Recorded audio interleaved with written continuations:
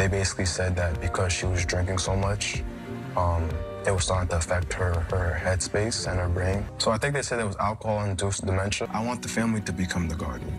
And you guys are ready to take care of her? 100%. As long as she has people around who are yes people, the same thing is always going to occur where she would ultimately just find any excuse to be by herself so she can get back to drinking. It's looking like Wendy Williams' health has taken a devastating and irreversible nosedive. Her son, Kevin Jr., is out here bawling about losing everything: resources, support, you name it. Now that his mom is basically a shell of her former self, the latest reports paint a heartbreaking picture. Wendy can't walk, can't talk, and her mind is basically a fog thanks to the brutal grip of dementia. She's a shadow of the powerhouse she once was. And you know what's really fueling this fire? That trashy Lifetime documentary, Where is Wendy Williams? That dropped in early 2024. Ever since her show got canned, people have been obsessed with digging into her life, and now it's all coming to the surface. But let's be real, a lot of y'all think that documentary should have never even seen the light of day. Some of the issues that are being presented in this documentary have been there before, but it just really sped up over the last 2 years or so and just mushroomed into something that felt uncontrollable. She definitely cognitively has some things that are off. What are the Oscars? Oscars? Yeah. This weekend? What's Oscars? Well, the award show. Would you want to go to an award show and walk the red carpet? Yeah.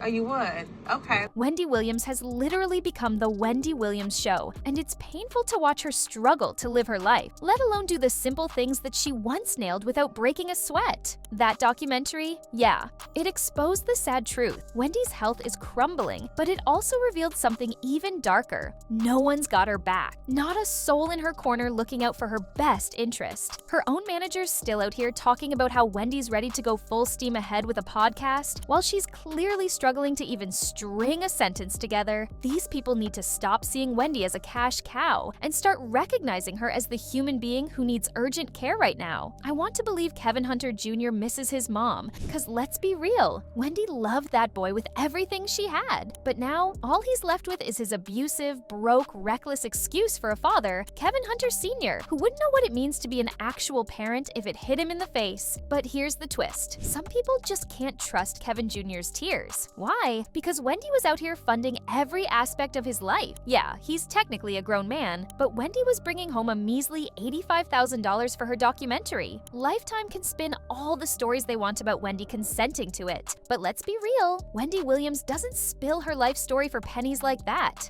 You mean to tell me Wendy let these vultures film her, expose all her private struggles, and profit millions off of her name just for $85,000? That's what she makes while she sleeps during reruns of The Wendy Williams Show? Please, we're not that dumb. And then there's the whole mess with her legal guardian, Sabrina Morrissey. Now, Sabrina's been catching heat for controlling Wendy, but here's the kicker. She just filed a lawsuit, essentially saying everything we've been thinking. She claims Lifetime knew Wendy wasn't in the right state of mind when they filmed her, and they exploited her vulnerable condition for profit. Yeah, Lifetime slapped her name on as an executive producer, but we all know it's a flat-out lie. Wendy was diagnosed with early onset dementia and aphasia and had zero capacity to consent to being filmed. Anyone with a pair of eyes can see that. But if you want to play devil's advocate and say they had no idea, just watch the documentary for 5 minutes and you'll see how incredibly vulnerable Wendy was. All this documentary did was cash in on her downfall. After Wendy's diagnosis, Sabrina expected that the project would be scrapped immediately since Wendy never signed any contract and was in no state to make career decisions. But instead, her publicist, her manager, and even her own son sat down for this thing, all while ruthlessly profiting off her while she's at her lowest point. Documentary last night,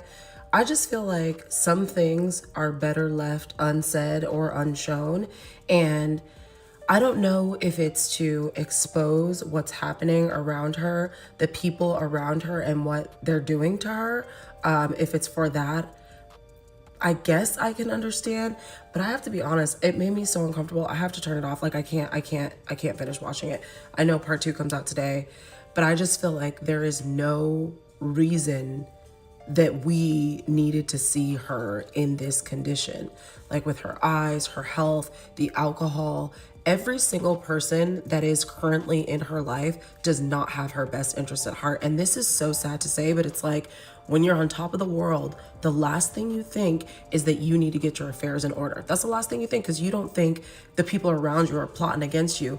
Wendy herself signed the rights over in 2022 to this Lifetime documentary. That same year, Wells Fargo took over saying she was an incapacitated person. You tell me, how could she sign a legal document allowing cameras in your house the same year you're considered an incapacitated person? You have to be compos mentis to sign a legal document like that.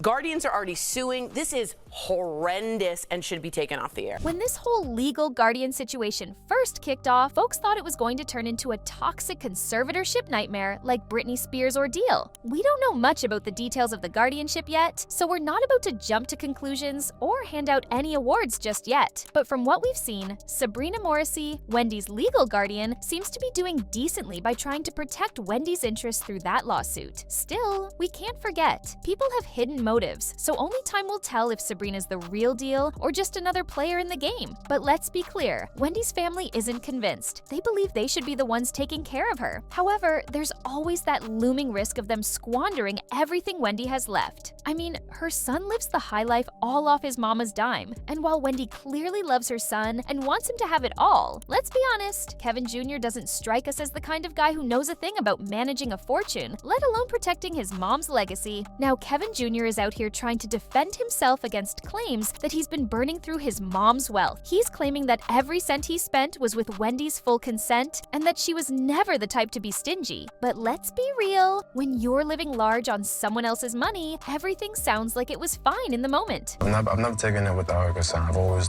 spoken to her, and she's always wanted me to spend her money. I've got so much money. I want it for my son. I want to give some love to my son, Kevin. It's me and you, kid. And we get that. But sometimes there comes a time that you exercise discretion and common sense. Just because your mama ain't cheap, has all this money, and tells you to go out and luxuriate doesn't mean that you should go and live like the money ain't gonna ever run out. Especially now that she can no longer work. Kevin isn't equipped to handle all of this yet. And his broke, trifling, parasitic leech of a cheating father ain't going to be much help either. And people aren't too happy about the situation Wendy's in now. Someone said, "Nobody deserves this." This diagnosis is pretty much the end for Wendy. The disease is up there with Alzheimer's. Memory fades fast, the present is pure confusion, and the future offers a sad way to die.